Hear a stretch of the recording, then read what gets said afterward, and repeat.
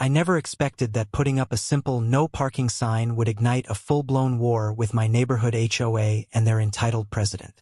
How was I supposed to know that towing their cars would expose a years-long web of lies and finally bring justice to our entire business district? I slammed on my brakes, nearly hitting the silver Lexus parked in my reserved spot. 3 strange cars filled our company's small lot, and my blood pressure shot through the roof. After 5 years running my web design business in this building, I'd never seen this before. "What the heck?" I muttered, circling the lot twice before giving up and parking on the street. I'd have to feed a meter all day, which wasn't how I planned to start my Monday. My office manager Tanya was already inside, looking annoyed. "There's nowhere for anyone to park. Jason and Mia are circling the block." I dropped my laptop bag on my desk and stared out the window at the unfamiliar vehicles. "Any idea whose cars these are?" "No clue," Tanya said, handing me coffee. "But there's a property management sign over by the fence. Maybe call them." The sign belonged to Evergreen Property Management. When I called, a bored-sounding receptionist connected me to someone named Doug. "Oh, that would be Pinecrest Gardens," Doug said when I described the situation. "They're repaving their visitor parking area this week. And they're using my lot because the HOA board told residents they could park there temporarily," he replied, like this was perfectly normal.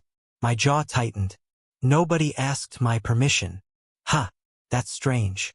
Let me check something." I heard keyboard clicking. According to our notes, Margaret Wilson, the HOA president, said she had an arrangement with the business owner. "I am the business owner," I said, my voice rising. "There's no arrangement." After a useless conversation where Doug promised to look into it, I printed some polite notes. "This is private property for XYZ Design employees only. Please find alternative parking. Thank you for understanding." I placed one under each windshield wiper. By lunchtime, my team was grumbling about their parking tickets. I promised to reimburse them, which would cost me nearly $200 for the day. "Maybe we should just tow them," Jason suggested, biting into his sandwich. "Let's try the nice approach first," I said, though my patience was wearing thin. The next morning was worse. Not 3, but 7 cars with Pinecrest Gardens permit stickers filled our lot. My notes from yesterday were crumpled on the ground. One had a handwritten response. "The HOA said this is okay."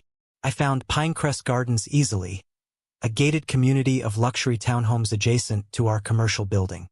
The security guard at the entrance wouldn't let me in without an appointment, but gave me Margaret Wilson's number after I explained the situation. "I'll be in meetings all day," she said when I called. "Can this wait?" "No," I replied firmly. "Your residents are taking private parking spaces my business needs. We had clients cancel appointments yesterday because they couldn't find parking." She sighed dramatically. "Fine. I can give you 10 minutes at 3:30. I spent the day researching parking laws and property boundaries while my employees worked from home. Our deed clearly showed the parking lot belonged exclusively to our building. At 3:25, I arrived at the community clubhouse, armed with documents. Margaret Wilson looked exactly how I'd imagined mid-50s. Expensive blonde highlights, designer outfit, and a smile that didn't reach her eyes. She gestured to a chair across from her desk. "I understand there's some confusion about parking," she said, her voice honey-sweet. "No confusion," I replied. "Your residents are parking in my private lot without permission." She tilted her head. "You need to understand our situation. Our community has 78 homes. During this repaving project, we have nowhere for visitors to park." "That sounds like a planning problem on your part," I said. "My business is suffering because your lot is half empty most days," she interrupted. "We've been watching. Surely you can accommodate us temporarily? We're neighbors after all."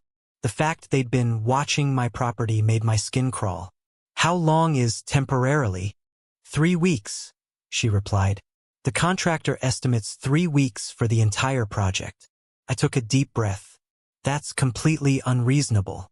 I can't have my employees and clients fighting for spaces for 3 weeks.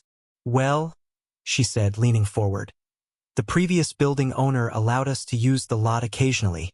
We were simply continuing that arrangement. This was the first I'd heard of any agreement. I'd bought the building 2 years ago, and nothing like this was mentioned during the sale. "Show me the agreement," I challenged. Margaret shuffled some papers on her desk. "I don't have it on hand, but I assure you it exists." After 10 minutes of back and forth, I reluctantly agreed to let them use 5 spots for 1 week only. I'd marked them clearly with signs. Margaret smiled like she'd won something, which made me uneasy. "I'll communicate this to the residents," she said, standing to end our meeting. As I left, I noticed the construction crew by the visitor parking area. From the size of the job, there was no way it would be finished in 1 week. That night, I drafted a formal letter documenting our agreement, 5 spots for 1 week. I emailed it to Margaret and the property management company. The response came immediately. "Thanks for your cooperation during this challenging time for our community." Something told me this wouldn't be the end of it. The next morning confirmed my fears. I arrived early, coffee in hand, hoping to see improvement. Instead, I counted 15 cars with HOA permits. They'd taken every single space, including my reserved spot marked owner. My phone buzzed with messages from employees who couldn't park. Clients would start arriving in an hour. I tried being reasonable, but Margaret Wilson had taken advantage of my goodwill. Now I had a decision to make: back down or fight back. Either way, this parking dispute was about to get much more complicated. Absolutely unacceptable. I paced the sidewalk, phone pressed to my ear while a stream of my employees arrived, circled the full lot, and left to find street parking. "We had an agreement, Margaret.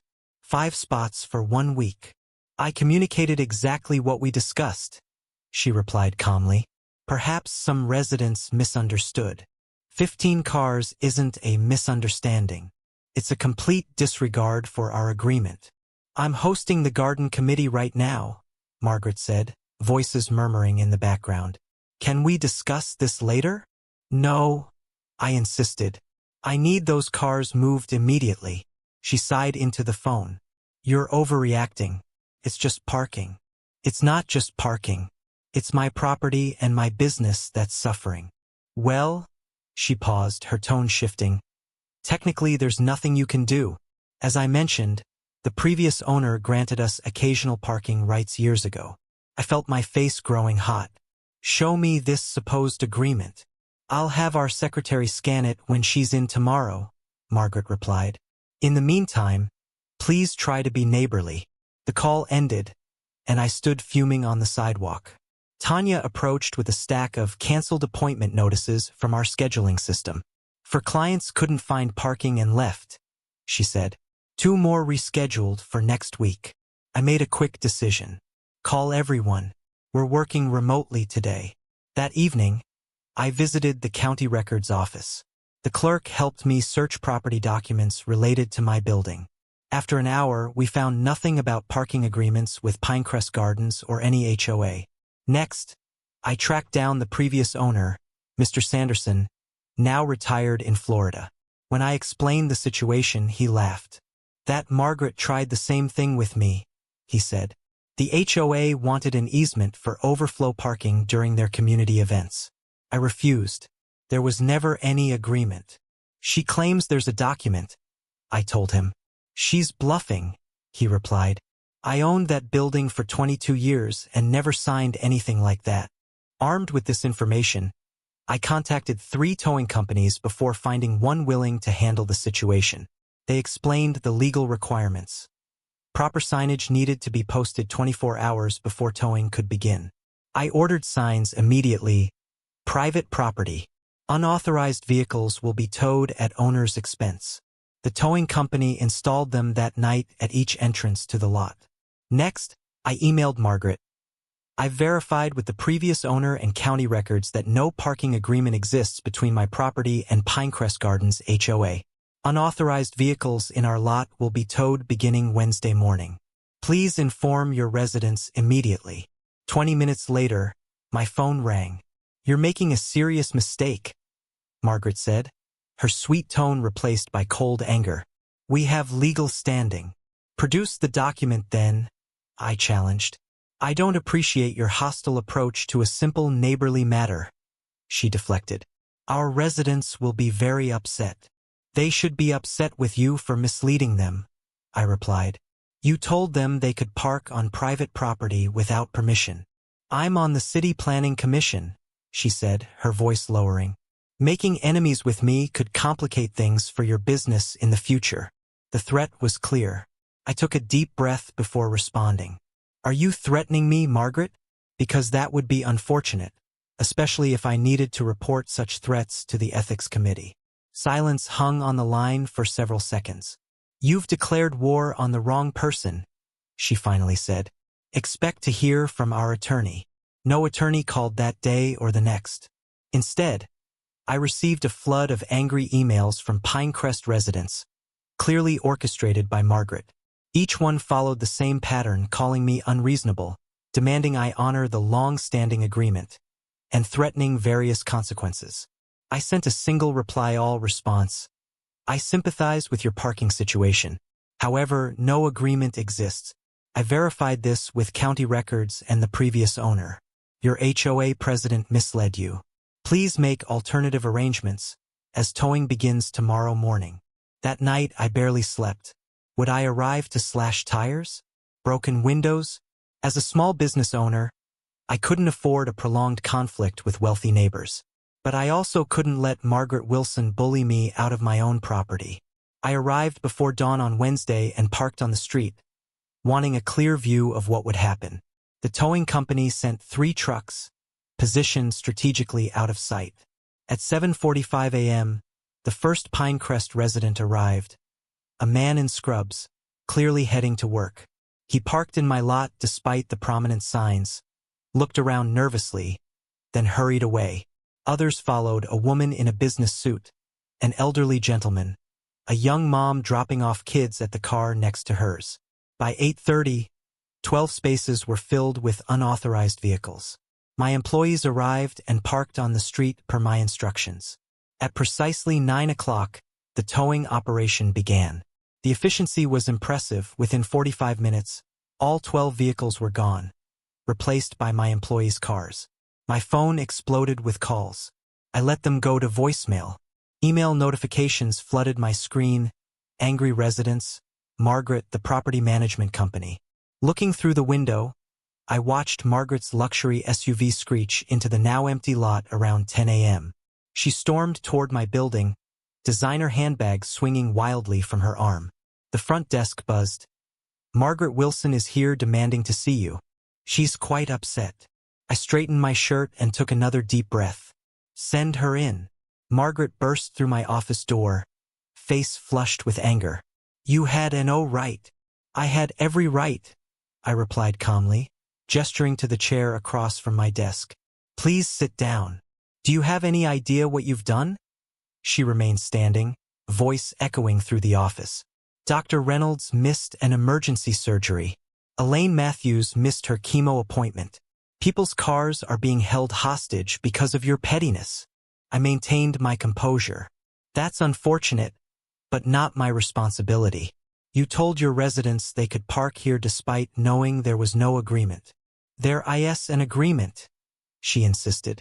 Then produce it, I challenged again. Because I've checked county records and I've spoken with Mr. Sanderson. He confirmed he never signed anything. Something flickered across Margaret's face, the first hint of doubt. Furthermore, I continued, sliding a folder across the desk. Here's my property survey showing clear boundaries, the deed without any easements or encumbrances related to parking, and statements from neighboring businesses who've had similar issues with Pinecrest residents taking their parking. Margaret remained silent, not touching the folder. I also have recordings of our conversations where you implied you could make things difficult for my business through your position on the Planning Commission. I said. This was a bluff. I hadn't recorded our calls, but her reaction would tell me volumes. Her face paled. That's not what I meant. It's exactly what you meant, I replied. And it's highly unethical. The power dynamic had shifted. Margaret slowly sank into the chair, her bluster fading. What do you want? She asked quietly. I want you to tell your residents the truth, that you misled them about having permission to park here. I want a formal acknowledgement from the HOA board that no parking agreement exists, and I want no further harassment of my business. Margaret's eyes narrowed, calculating her options. Outside my office window, another resident arrived, saw the empty lot, and sped away in frustration. The board meets tonight, she said finally. I'll discuss the situation with them. As she stood to leave, I added, "One more thing, Margaret. If I see another Pinecrest resident parking here without permission, I'll be contacting the ethics committee about your threats." She didn't respond, simply walked out with significantly less confidence than when she'd entered. I wondered if this was truly the end, or merely the calm before an even bigger storm. Either way, I wasn't backing down. Some battles are worth fighting, even when they start with something as simple as a parking space. Margaret's garden committee meeting was in full swing when I walked onto her perfectly manicured lawn. 6 women in matching sun hats stopped their chatter and stared at me like I was a bug that had crawled into their tea. "Excuse me, Margaret, but we need to talk right now," I said, my voice shaking slightly. I hadn't expected an audience, but maybe this was better. "Witnesses." Margaret's smile didn't reach her eyes as she stood up. "Ladies, this is our neighbor who runs that little computer repair shop next door. My company develops software, but I didn't bother correcting her." "What seems to be the problem now?" she asked with fake sweetness. "There are 15 cars with HOA permits in my lot today," I said, pulling out my phone to show her the photos I'd taken. "We agreed on 5 spots for 1 week. My entire staff had to park 3 blocks away in the hot sun." One of the committee members, a woman with short gray hair, leaned forward. "Is this about the parking situation, Margaret? I thought you said he was happy to help." Margaret waved her hand dismissively. "You're overreacting," she said to me. "It's just parking. We're in the middle of a major community improvement project." "You violated our agreement," I insisted, feeling my face grow hot. "My business is suffering. Clients can't find parking. My employees are late returning from lunch because they have to walk so far." Margaret's smile hardened as she glanced at her friends. "Well," she smirked, leaning in slightly, "technically there's nothing you can do. The previous owner of your building granted us occasional parking rights years ago. It's in our HOA records." The gray-haired woman nodded. "Yes, I remember that agreement. Back when Dr. Johnson owned that medical building." My stomach dropped. Could this be true? Had I bought property with some strange parking easement? No, my lawyer would have caught that during the purchase. "I'd like to see this agreement," I said firmly. Margaret's smile widened. "Of course, I'll have our secretary email it to you. Ladies, shall we continue our meeting? The flower competition won't judge itself." I left feeling defeated and confused. On the drive back to my office, I called my real estate attorney, who promised to look into it right away. That evening, after everyone had gone home, I sat in my empty office staring at an email from my lawyer. The agreement Margaret claimed existed was actually a proposal that Dr. Johnson had explicitly rejected 15 years ago. The HOA had approached him about overflow parking during their annual community festival, and he had said no in writing. There was never any agreement. My hands trembled as I dialed the number of a towing company recommended by the strip mall owner across the street. "Blue Sky Towing. How can we help you?" "I need to have unauthorized vehicles removed from private property," I explained. "How quickly can you put up signs?" "We can have everything ready by tomorrow afternoon," the dispatcher said. "But you'll need proper signage for at least 24 hours before we can tow. Legal requirement." "That's fine," I replied. "And how early can you start towing after that?" "We open at 6 a.m. Our drivers can be there first thing Thursday morning if that works for you." Wednesday morning, I arrived extra early to supervise the installation of large red and white signs at every entrance to our parking lot. Private property. Unauthorized vehicles will be towed at the owner's expense. I also had the towing company put up their specific signs with their contact information, as required by law. The reaction was immediate. A silver-haired man in a golf shirt approached me as I was taking photos of the newly installed signs for my records.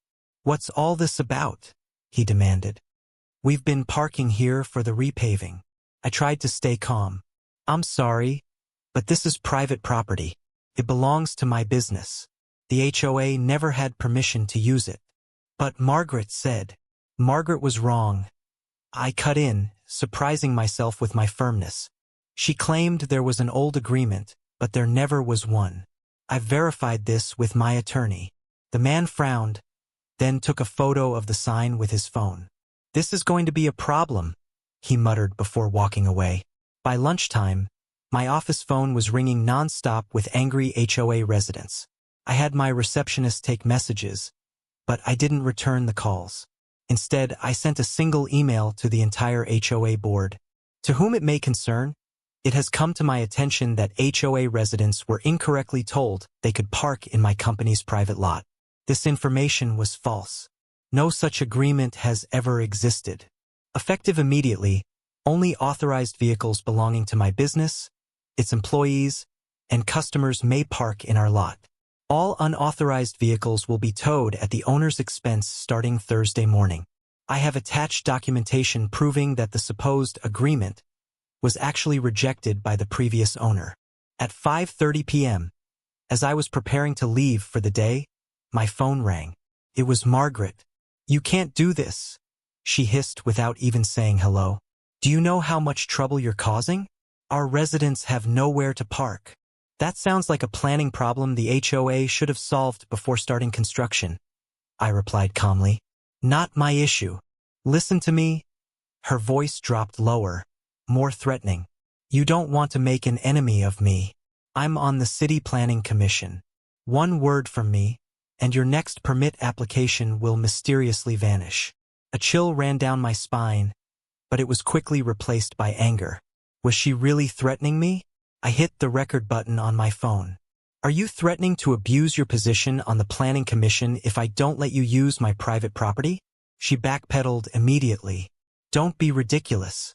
I'm simply pointing out that neighbors should help each other. The signs stay up, Margaret.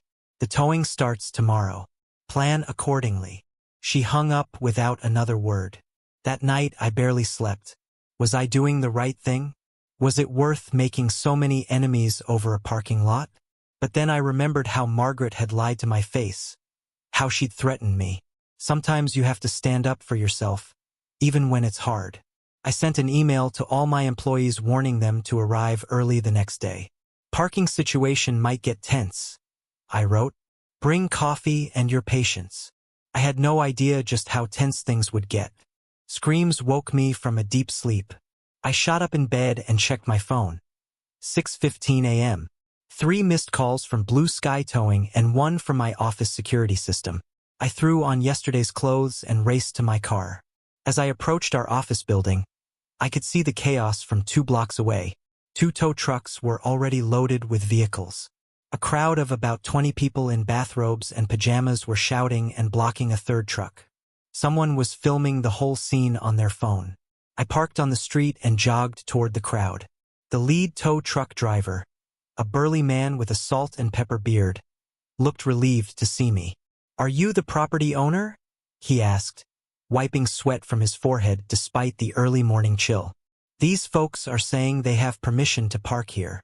"I'm the owner," I confirmed, raising my voice to address the crowd. "And no one has permission except my employees and customers." A woman in a pink bathrobe pushed forward. "Margaret said we could park here. We have nowhere else to go." "Margaret lied to you," I said firmly. "She told you there was an agreement, but there never was one. She made it up." "That's not true," came a sharp voice from behind the crowd. The sea of people parted as Margaret strode forward, perfectly dressed in a blue pantsuit despite the early hour. "This man is being unreasonable. We've had a neighborhood arrangement for years." "Show them the agreement, Margaret," I challenged. "Show them the document you claimed existed." Her eyes narrowed. "I don't have it with me right now." "Because it doesn't exist," I said loudly. "What does exist is proof that the previous owner rejected the HOA's request. I have it in writing, and my lawyer has verified it. Murmurs spread through the crowd. Margaret's face flushed red. "You're making a scene," she hissed at me. "No, you caused this scene by lying to your neighbors," I replied. Then I turned to address the crowd again. "I'm sorry you were misled, but this is private property, and these tows are legal. The signs have been up for more than 24 hours, as required by law." An older man in a bathrobe stepped forward. "I'm Robert Thompson, the HOA Vice President. May I see this proof you're talking about?" I pulled up the email from my lawyer on my phone and showed him the attached letter from Dr. Johnson clearly rejecting the HOA's parking request 15 years ago. Robert's face darkened as he read. "Margaret, is this true? Did you know about this letter?" Margaret's composure cracked slightly. "That's an old letter. There was a verbal agreement later." "With who?" I challenged. "Dr. Johnson passed away 10 years ago." Robert turned to Margaret. "You told the board we had documentation for this arrangement." As they argued, the tow truck drivers continued their work. One by one, cars were being removed from my lot. A few people quietly slipped away to move their vehicles before they could be towed. "You've declared war on the wrong person." Margaret suddenly spun toward me, her voice rising. "I'm going to make sure everyone knows what kind of neighbor you are. You'll regret this." That's when I noticed a woman in the crowd holding up her phone, still recording. Margaret noticed too and instantly changed her tone. "What I mean is, we're very disappointed in your lack of community spirit," she amended, smoothing her jacket. But it was too late. Her true colors had been shown. By noon, the parking lot was clear except for my employees' cars. I'd given the towing company permission to waive the retrieval fee for anyone who came before 9 a.m., which had helped calm some of the anger. Still, my email inbox was flooded with messages from HOA residents. Some apologetic, others still furious. The most surprising email came from Robert Thompson. "I'd like to meet with you privately to discuss this situation. There have been other issues with Margaret's leadership that concern the board. We met that afternoon at a coffee shop midway between our properties." Robert was straightforward. "I need to apologize on behalf of the HOA," he began. "What Margaret did was completely unauthorized. She never brought your parking lot issue to the board for a vote." I sipped my coffee, letting him continue. "This isn't the first time she's overstepped," Robert explained. "Last year, she hired her brother's landscaping company without board approval. 6 months ago, she threatened the owner of the grocery store when he wouldn't donate to her favorite charity." "Why is she still president then?" I asked. Robert sighed. "She's very good at manipulating people.